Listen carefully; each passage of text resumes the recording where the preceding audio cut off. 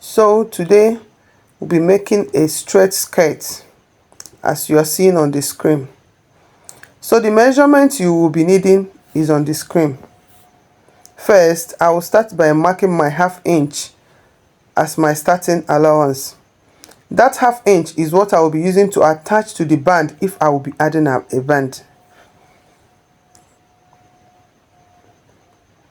So the next thing, after marking out my ½ inch, I will go over to mark my vertical measurement. The first thing I mark is my hip line. After the hip line, the next thing I will be marking is my knee length, then the skirt length.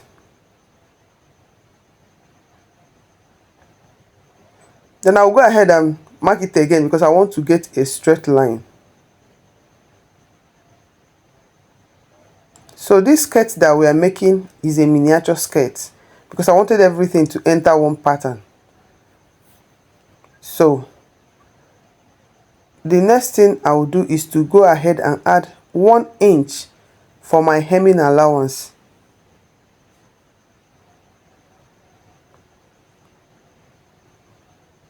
That is my center front. I'm drafting the front pattern first. So another thing I will do is my hip measurement, hip divided by 4. That is what I'm trying to mark now. Hip divided by 4.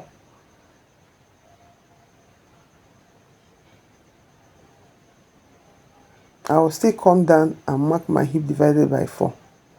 Just follow the step of what I am doing and you will thank me later. You will come out with a very beautiful straight skirt.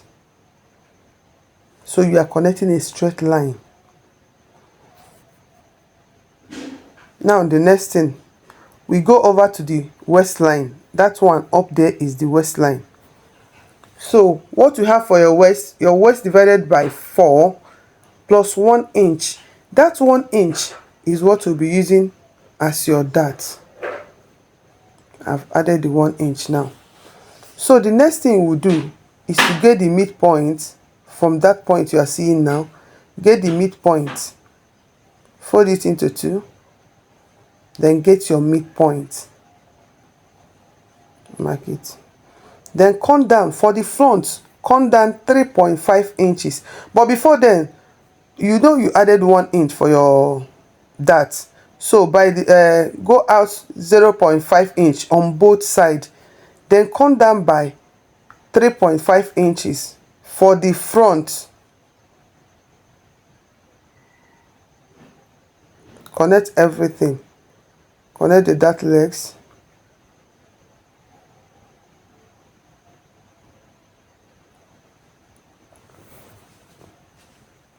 So now, from that point, your waist stop.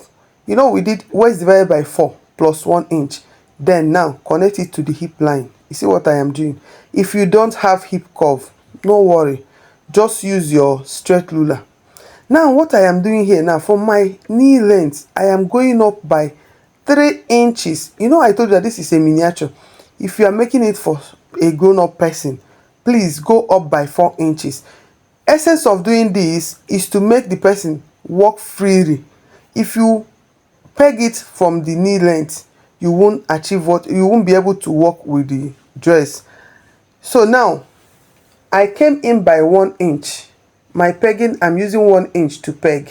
This is just standard 1 inch. You can go more than 1 inch. You can go 1.5, 2 inches as you want. But for this place now, I'm going in by 1 inch. Now, listen attentively. If you want to make this thing a straight skirt, what you have, that 1 inch you measured, just come down to the hemline and mark it.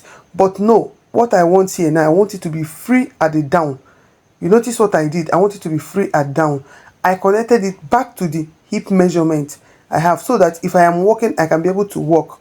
If you are not using car, you can make this kind of skirt and it will be easier for you. Next, we'll go over to the back. What I'm marking now is the zip allowance. My zip allowance is 1 inch. So after marking my zip allowance now, that is zip allowance. After marking my zip allowance, the next thing I will do, all those vertical line that I drew on my front, I will go ahead and do it on the back.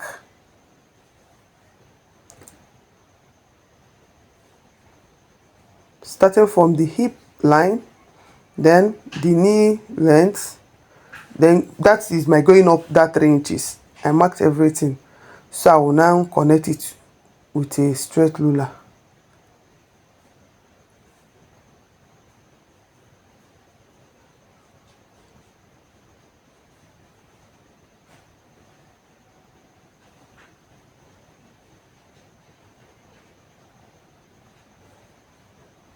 So now I'm done connecting it. So the next thing I will do is to measure my hip divided by 4. Please pay attention. Hip divided by 4 to get that same straight line, something like a rectangle. You see, it's just a straight line now. This straight line is just serving as a guide.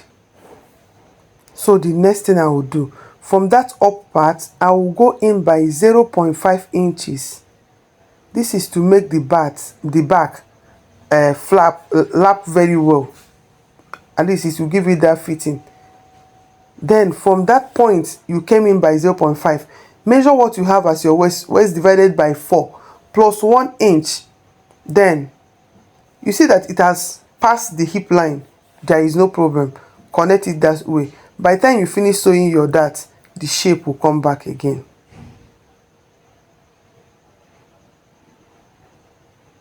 See what I did here now.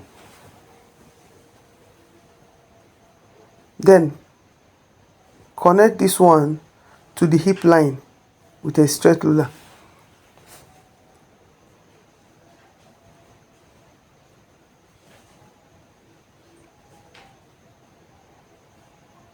So get the midpoint, just exactly what you did to the front. Get your midpoint. Then after getting the midpoint, go out by 0.5 on both sides.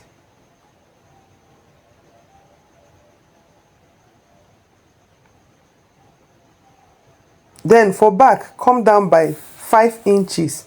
Front is 3.5, you are coming down by 3.5. While back, you are coming down by 5 inches. Because we need the back, the fitting of the back to show very well. Front has so many obstacles, your tummy and everything is there. That is why we are going down by 3.5. So I've connected my dart. Now the next thing I will do is to peg. But first, let's tackle that one up there. You know we came in by 0.5. Now we are returning 1 inch so that our zip allowance will be complete. We'll now connect it back to the hip line. So that small thing that is hanging there, we're going to cut it out. Now, we come to our knee length. What we are going to be doing now, you know the front pegging, we use 1 inch. So that 1 inch we use for the front. For the back, we are going to use 0.5 on both sides because we are pegging the two ways.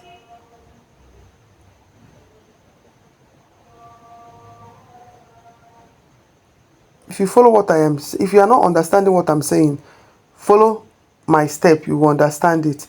Then I'm coming in by 1 inch so that my zip allowance will be complete again. You see what I have there? Already the shape is coming out. If you have used 1.5 in the front, please go use 0.5 on both sides while pegging this back. Now I'm connecting it. From this one, I'm connecting it to the hemline. Look at the way I connected it. You see the way I connected it? So I'm telling you, after sewing your skirt like this, you can be able to walk and it will still give you that fitting. Not after sewing your peg skirt, you can't enter bike. This one will give you access to be able to walk very freely. Look at it. This is the back skirt pattern. So we'll go ahead and cut it out.